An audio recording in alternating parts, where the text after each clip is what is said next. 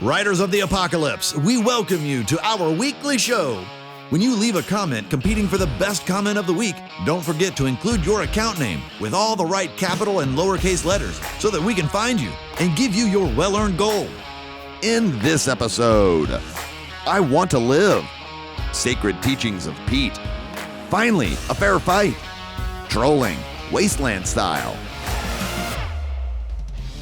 The artilleryman's worst nightmare is when there's suddenly bullets clinking on your armor as an enemy appears out of nowhere and goes in for a kill.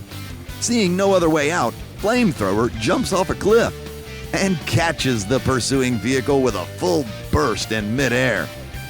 At this point, you already know everything we have to say about following your prey off the cliff. Good job, Survivor. Weapons.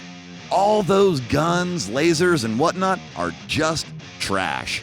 Even if your car is filled to the brim with all sorts of high-tech gizmos and gadgets, just like the vehicle of this survivor known as Kaituzov, just follow the sacred teachings of Psycho Pete. Crash into your enemies at high speed, and then explode if possible. That's right, here you go. Works like a charm. Like a wacky charm conjured by a madman that is himself on fire. But that's besides the point. What can be worse than having to fight 4 enemies on your lonesome own? Only having to do that in clan battles where every participant is armed to the teeth and ready to fight to the very last drop of gas. Don't panic. If you keep your calm and have a couple of large caliber guns and consistently land your hits at distant targets, fortune might still be on your side.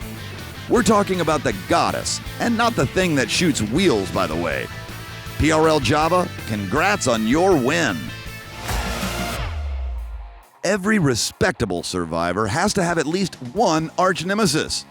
Just blowing them to smithereens is never enough.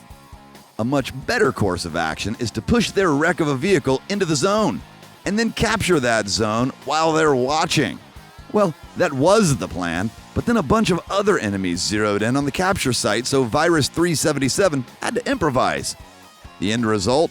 A slightly unhinged but well-deserved victory. The cab of the arch nemesis was randomly blown to bits in the middle of all that action, though. Well, you can't have everything.